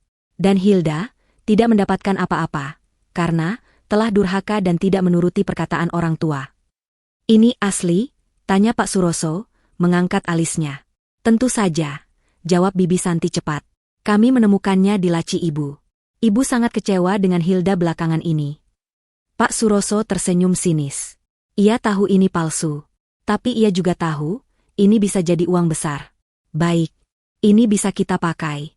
Ditambah, kita perlu saksi yang bisa menguatkan bahwa Ibu Siti memang menulis ini dalam keadaan sadar, dan bahwa Hilda memang tidak waras, kata Pak Suroso. Kami punya saksi, kata Habib. Dokter yang bisa bilang Ibu pikun, dan bisa bilang Hilda labil. Sempurna, kata Pak Suroso. Kita akan ajukan gugatan ini minggu depan. Sementara itu, di belahan kota yang lain, Hilda tinggal di apartemen mewah yang bersih dan lengang. Pemandangannya dari lantai 20 adalah kerlap-kerlip lampu kota. Pak Rianto telah menepati janjinya. Beberapa hari kemudian, Mbak Yati diantarkan ke apartemen itu. Wanita tua itu menangis haru melihat Hilda. Non Hilda aman, isaknya. Kita aman, Mbak, kata Hilda, memeluknya. Mulai sekarang, Mbak Yati tidak perlu takut lagi. Mbak Yati akan tinggal di sini. Menemani saya. Mereka berdua memulai hidup baru. Hilda mengurus semua legalitas yayasan dibantu Pak Rianto. Ia juga mentransfer sebagian uang dari BPR Arta Jaya ke rekening baru, atas nama yayasan. Ia membeli ponsel baru dan nomor baru, yang hanya diketahui oleh Pak Rianto. Ia memutus total komunikasi dengan masa lalunya. Sebulan berlalu dengan tenang. Hilda dan Mbak Yati mengisi hari-hari mereka. Hilda mulai belajar mengurus administrasi yayasan, sementara Mbak Yati dengan senang hati memasak di dapur baru yang modern. Ketenangan itu pecah pada suatu sore. Seorang kurir pengadilan datang, diantar oleh satpam apartemen. Ia menyerahkan sebuah amplop coklat besar kepada Hilda. Surat panggilan sidang. Jantung Hilda berdebar, tapi ia sudah siap. Ia membukanya. Persis seperti yang dikatakan Pak Rianto. Gugatan perdata dari Andri, Habib, dan Santi. Mereka menuntut pembatalan hak waris Hilda, berdasarkan surat wasiat Ibu Siti. Mereka juga menuntut agar Hilda menjalani pemeriksaan kejiwaan. Umpan itu telah dimakan. Malam itu, Mbak Yati menyalakan televisi. Berita malam. Dan wajah Hilda tiba-tiba muncul di layar. Mbak Yati, besarkan, seru Hilda. Di layar, Pak Suroso sedang berdiri di depan gedung pengadilan, diapit oleh Habib dan Andri yang memasang wajah sedih. Keduanya memakai peci, seolah baru selesai berdoa. Bibi Santi berdiri di belakang mereka, menangis di balik kacamata hitamnya. Klien kami adalah korban, seru Pak Suroso di depan kerumunan wartawan. Mereka dizalimi oleh adik kandung mereka sendiri. Seorang wanita yang kami duga, sedang mengalami gangguan kejiwaan pasca ibunya wafat. Klien kami hanya ingin keadilan. Mereka hanya ingin menjalankan wasiat terakhir almarhumah Ibu Siti. Wartawan bertanya, wasiat seperti apa, Pak? Surat wasiat yang menyatakan klien kami, Tuan Andri, adalah ahli waris tunggal. Kami punya buktinya. Kamera menyorot foto Hilda, foto KTP-nya, yang entah bagaimana mereka dapatkan. Di bawah fotonya, tertulis headline berita, perebutan hartawan, anak laki-laki tunggal gugat adik perempuan yang tidak stabil. Nama baik Hilda hancur dalam sekejap. Ia difitnah di televisi nasional. Mbak Yati menutup mulutnya, ngeri. Non ini jahat sekali. Hilda menatap layar televisi, wajahnya datar. Ia melihat wajah Habib yang penuh kepalsuan. Wajah Andri yang serakah. Wajah Bibi Santi yang penuh drama. Ia tidak menangis. Ia mengambil ponsel barunya dan menelepon Pak Rianto. Pak, saya sudah lihat beritanya. Saya juga, Hilda, terdengar suara tenang Pak Rianto. Jangan khawatir. Semakin tinggi mereka terbang, semakin keras mereka akan jatuh. Hilda menutup telepon. Ia menatap layar televisi yang kini beralih ke berita lain. Mereka memakan umpannya. Mbak, kata Hilda pelan, matanya menyala dingin. Sekarang, giliran kita yang berburu. Ruang sidang itu pengap dan panas. Meskipun pendingin udara menyala, rasanya tidak sanggup mendinginkan hawa tegang dan puluhan orang yang berdesakan di dalamnya. Wartawan dari berbagai media yang memberitakan fitnah terhadap Hilda sebulan lalu, kini berjejal di barisan belakang, kamera dan buku catatan mereka siap. Ini adalah sidang gugatan perdata yang paling ditunggu-tunggu. Hilda duduk tegak di kursinya. Jilbab hitam yang ia kenakan hari itu membuatnya tampak tenang dan berwibawa, menyembunyikan jantungnya yang berdebar kencang. Di sampingnya, Pak Rianto duduk dengan postur yang sama tenangnya, map-map tebal tersusun rapi di mejanya. Di seberang ruangan, pemandangan itu kontras. Habib, Andri, dan Bibi Santi duduk di barisan mereka. Mereka sengaja memakai pakaian bernuansa putih, lengkap dengan peci untuk Habib dan Andri, seolah mereka adalah sekumpulan orang saleh yang sedang terzalimi. Wajah mereka dibuat setunduk mungkin. Di samping mereka, Pak Suroso, pengacara licin itu, tersenyum sinis ke arah Pak Rianto. Sidang dimulai. Hakim ketua, seorang pria paruh baya yang tampak tegas, mengetuk palu. Sidang gugatan perdata nomor 734 dibuka. Gugatan ini berjalan cepat karena tekanan media. Pak Suroso, sebagai pengacara penggugat, maju lebih dulu. Ia memulai dengan pidato yang dramatis, melukiskan klien-kliennya sebagai keluarga yang hancur karena duka, yang kini harus menghadapi kenyataan pahit, bahwa putri bungsu yang mereka sayangi telah berkhianat. Yang mulia, kata Pak Suroso, suaranya lantang. Kami di sini bukan untuk memperebutkan harta. Kami di sini untuk menjalankan amanah. Amanah terakhir dari almarhumah Ibu Siti. Ia berjalan mondar-mandir, gesturnya penuh percaya diri. Klien kami, Tuan Andri, sebagai anak laki-laki satu-satunya. Tuan Habib, sebagai menantu yang berbakti. Dan Nyonya Santi, sebagai adik yang setia. Mereka hanya ingin keadilan. Saksi pertama dipanggil. Andri. Ia berjalan ke podium, bersumpah di bawah kitab suci, lalu duduk. Wajahnya dibuat sesedih mungkin. Saudara saksi, tanya Pak Suroso, bisa ceritakan hubungan Anda dengan adik Anda, Hilda, dan almarhumah Ibu. Andri menarik napas panjang, seolah berat.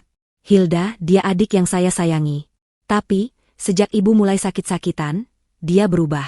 Dia jadi tertutup. Pemarah. Dia sering membentak Ibu.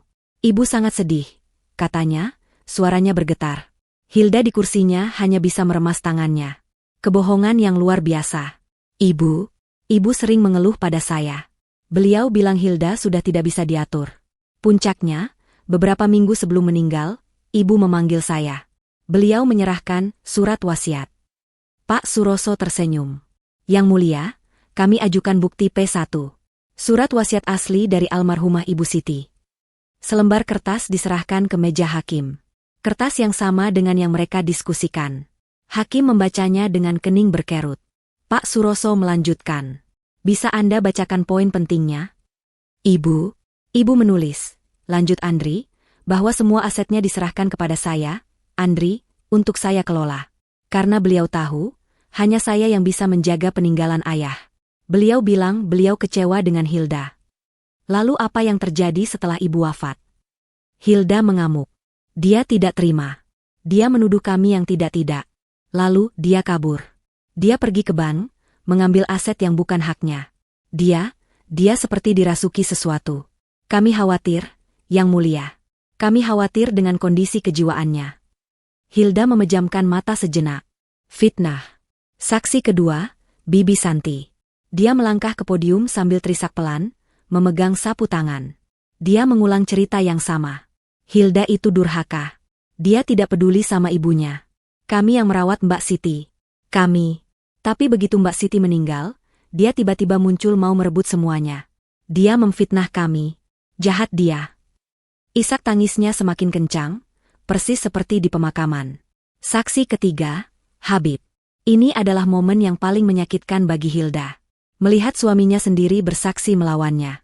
Saya malu, Yang Mulia, kata Habib, menunduk. Sebagai suaminya, saya gagal mendidiknya. Istri saya, Hilda, dia sedang tidak stabil. Dia terobsesi dengan harta. Dia menuduh saya yang bukan-bukan. Dia kabur dari rumah, meninggalkan saya. Saya hanya ingin dia kembali. Saya ingin dia dirawat, disembuhkan. Puncaknya, Pak Suroso memanggil saksi ahli. Seorang pria berkemeja rapi yang diperkenalkan sebagai dokter. Dia adalah dokter palsu yang mereka bayar. Bisa Anda jelaskan kondisi almarhumah Ibu Siti dan tergugat, Hilda? Dokter itu membuka catatannya. Berdasarkan pemeriksaan saya beberapa bulan lalu, almarhumah Ibu Siti memang menunjukkan gejala demensia senilis, atau pikun. Sangat wajar jika beliau bergantung pada anak laki-lakinya. Dan Hilda? Saya bertemu dengannya di rumah duka. Pasien maksud saya, Hilda, menunjukkan gejala post-traumatik stres yang akut. Histeris, labil, dan delusif. Sangat mungkin dia menciptakan realitasnya sendiri, merasa dirinya dizalimi. Ruangan sidang bergemuruh. Semua mata memandang Hilda dengan tatapan menghakimi. Seorang janda baru yang gila harta, durhaka pada ibunya, dan kini menggugat keluarganya. Itulah narasi yang berhasil mereka bangun. Hakim mengetuk palu. Tenang. Pihak tergugat. Apa ada tanggapan? Sekarang giliran mereka. Pak Rianto berdiri. Wajahnya tenang, kontras dengan wajah Pak Suroso yang sudah tersenyum penuh kemenangan. Terima kasih, Yang Mulia, kata Pak Rianto. Suaranya jernih dan berwibawa. Kami tidak akan banyak membantah kesaksian mereka. Karena kesaksian mereka memang penuh drama. Pak Suroso berhenti tersenyum. Kami tidak akan memanggil saksi. Ruangan terkejut. Hilda tidak akan membela diri. Kami hanya ingin memutar sebuah bukti, lanjut Pak Rianto. Sebuah bukti yang akan menjelaskan siapa sebenarnya yang tidak stabil, dan siapa yang serakah di ruangan ini. Pak Suroso langsung berdiri. Keberatan, Yang Mulia? Tidak relevan. Bukti apa ini? Rekaman? Rekaman tidak bisa jadi bukti di pengadilan tanpa verifikasi. Keberatan diterima, kata hakim. Tapi saya ingin tahu, bukti apa yang Anda maksud, Pak Rianto? Sebuah rekaman suara, Yang Mulia. Dan kami sudah membawakan ahli forensik digital untuk memverifikasi keasliannya di tempat ini juga, jika diperlukan. Rekaman ini berisi perencanaan tindak kejahatan, kata Pak Rianto tegas. Wajah Habib, Andri, dan Bibi Santi tiba-tiba berubah. Mereka saling pandang. Pucat. Saya putuskan untuk mendengarkan, kata hakim. Silakan. Petugas pengadilan membantu menyambungkan alat perekam digital kecil ke sistem suara ruangan. Alat rekam yang diserahkan Mbak Yati. Pak Rianto menekan tombol play. Hening. Lalu, suara itu terdengar. Menggema di seluruh ruang sidang. Makin pelupa, Mbak Siti ini. Nanti kita bilang saja surat-surat itu hilang, padahal kita yang simpan. Itu suara Bibi Santi. Jelas sekali. Bibi Santi di kursinya membeku, sapu tangannya jatuh. Gampang itu. Yang penting, kita harus dapat surat kuasa penuh. Kita cari dokter yang bisa disogok, yang bisa keluarkan surat kalau ibu sudah mulai pikun. Incompetent. Biar aku yang urus semua asetnya. Itu suara Andri. Wajahnya kini sepucat mayat. Dia menatap Habib dengan panik. Aku setuju. Utangku makin banyak. Kalau kita bisa cairkan depositonya saja, itu sudah cukup untuk menutupi. Itu suara Habib. Para wartawan di belakang langsung berdiri, kamera mereka menyala. Klik. Suara Andri lagi. Maling. Apa yang kamu lakukan? Rekaman berhenti. Ruang sidang meledak dalam kekacauan. Bohong. Itu rekayasa, teriak Andri, berdiri dari kursinya. Palsu. Itu diedit. Seru Habib, tubuhnya gemetar. Tenang. Tenang. Hakim menggedor palunya berkali-kali. Wajahnya merah padam karena marah. Ia menatap tajam ke arah 3 penggugat. Pak Rianto menunggu sampai suasana sedikit tenang. Yang Mulia, serunya. Itu adalah rekaman percakapan para penggugat. Dibuat 5 tahun lalu. Jauh sebelum Ibu Siti wafat. Ini adalah bukti niat jahat mereka yang sudah terencana. Membuktikan bahwa merekalah yang berniat mengambil alih harta dengan cara licik. Dan kami punya lebih, Pak Rianto tidak memberi mereka jeda. Ia melempar setumpuk dokumen ke meja. Ini. Bukti transfer bank. Tuan Habib dan Tuan Andri menguras rekening Ibu Siti di hari beliau masuk ICU. Bukan untuk biaya pengobatan, tapi untuk ditransfer ke rekening pribadi mereka dan membayar tagihan kartu kredit.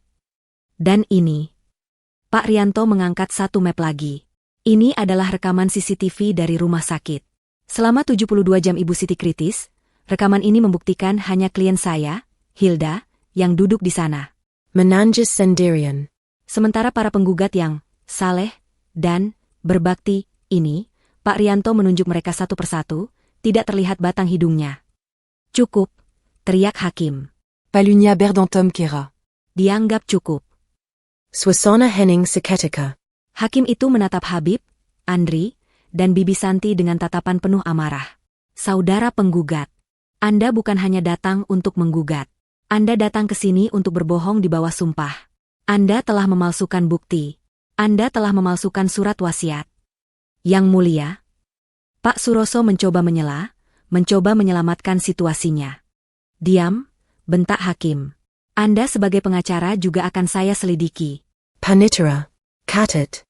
Sidang perdata ini ditunda.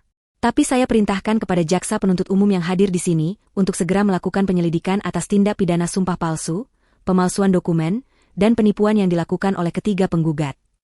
2 orang petugas keamanan di ruang sidang bergerak maju, berdiri di belakang Habib, Andri, dan Santi. Hilda menatap mereka. Mereka tidak berani menatap balik. Mereka hancur. Umpan ibunya telah meledak. Kekacauan di ruang sidang hari itu menjadi berita utama nasional. Judul-judul berita yang tadinya menyudutkan Hilda, kini berbalik 180 derajat. Korban jadi tersangka. Skandal pemalsuan wasiat terbongkar di pengadilan. Air mata buaya. 3 anggota keluarga diduga memalsukan surat wasiat dan memberi sumpah palsu. Rencana 5 tahun terbongkar oleh rekaman suara.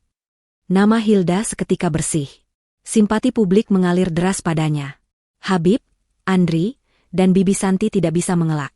Mereka langsung ditahan hari itu juga untuk penyelidikan lebih lanjut. Bukti rekaman suara, ditambah bukti CCTV rumah sakit dan aliran dana bank, menjadi paku terakhir di peti mati mereka. Pak Suroso, pengacara licik itu, diskors izin praktiknya dan ikut terseret dalam kasus pemalsuan. Dokter palsu yang mereka bawa menghilang, menjadi buronan. Beberapa minggu kemudian, Hilda duduk di kantor Pak Rianto. Kali ini, ia ditemani Mbak Yati. Mereka minum teh hangat. Suasananya damai. Jadi, bagaimana akhirnya, Pak? Tanya Hilda. Pak Rianto tersenyum, meletakkan cangkirnya. Selesai, Hilda. Selesai. Maksud Bapak? Habib, Andri, dan Bibi Santi divonis bersalah. Terbukti secara sah dan meyakinkan melakukan pemalsuan dokumen, sumpah palsu di pengadilan, dan penipuan. Andri mendapat hukuman terberat karena dia otaknya, ditambah dia terbukti menggelapkan aset ibunya. Habib mendapat hukuman lebih ringan sedikit, tapi cukup lama. Bibi Santi juga, mereka kehilangan segalanya. Lalu rumah, dan aset, umpan, yang ibu siapkan, tanya Hilda. Disinilah letak keindahan rencana Ibu Siti yang sesungguhnya. Pak Rianto tersenyum lebih lebar. Bagian itu yang paling memuaskan. Karena kasus ini, semua rekening mereka dibekukan. Dan tebak apa yang terjadi? Para debt collector yang selama ini mengejar Habib, muncul. Bank-bank tempat Andri berutang untuk mobil dan gaya hidupnya, juga muncul. Mereka semua menagih.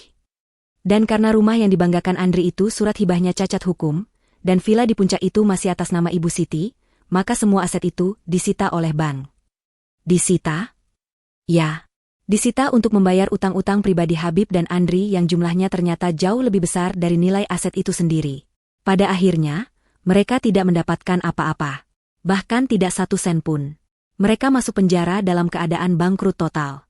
Mereka kehilangan uang, nama baik, dan kebebasan. Rencana ibumu sempurna. Karma telah tuntas. Hilda terdiam. Ia tidak merasa senang. Tapi ia merasa adil. Beban di pundaknya selama ini terangkat. Ia menatap Mbak Yati, yang tersenyum sambil menyeka air mata haru. Lalu sekarang apa rencanamu, Hilda? Tanya Pak Rianto. Hilda menatap keluar jendela. Ke arah kota yang sibuk. Saya tahu persis apa yang harus saya lakukan, Pak. 1 tahun kemudian. Di sebuah sudut kota yang asri dan tenang, berdiri sebuah bangunan baru yang indah. Catnya berwarna krem lembut dengan aksen hijau zaitun. Tamannya dipenuhi bunga melati dan mawar. Tidak ada plang nama yang mencolok, hanya sebuah ukiran kayu sederhana di atas pintu masuk, rumah singgah Amanah City. Ini bukan rumah sakit. Ini bukan panti jompo. Ini adalah fasilitas hospice, tempat perawatan akhir hayat, yang memberikan pelayanan gratis bagi mereka yang tidak mampu dan kesepian di akhir hidup mereka. Tempat ini dibangun seluruhnya menggunakan dana dari Yayasan Amanah City, dikelola langsung oleh Hilda. Seorang wanita berhijab coklat susu yang rapi, dengan seragam yayasan yang sederhana, berjalan di koridor yang bersih dan wangi. Itu Hilda. Wajahnya tidak lagi pucat dan lelah. Ia tampak bercahaya, tenang, dan penuh otoritas. Ia bukan lagi Hilda yang rapuh. Ia menyapa perawat yang berpapasan dengannya. Selamat pagi, Bu Hilda, sapa mereka ramah. Hilda membalas dengan senyuman tulus. Ia berbelok ke area dapur. Di sana, seorang wanita yang kini tampak lebih berisi dan bahagia, sedang sibuk mengawasi para juru masak.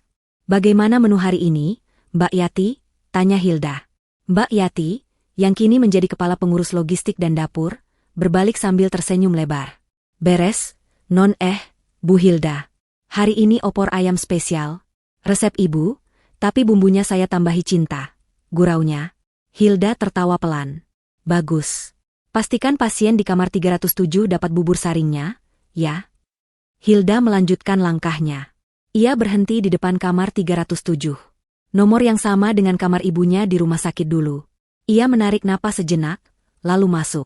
Di dalam, seorang ibu tua terbaring lemah. Monitor di sampingnya berbunyi pelan. Sama seperti ibunya dulu. Bedanya, ruangan ini hangat, jendelanya besar menghadap taman, dan ada wangi melati. Ibu itu menoleh, matanya sayu. Keluarga saya belum datang, bisiknya lirih. Mereka masih di perjalanan dari kampung. Hilda tersenyum. Ia menarik kursi kayu yang nyaman, bukan kursi plastik kaku.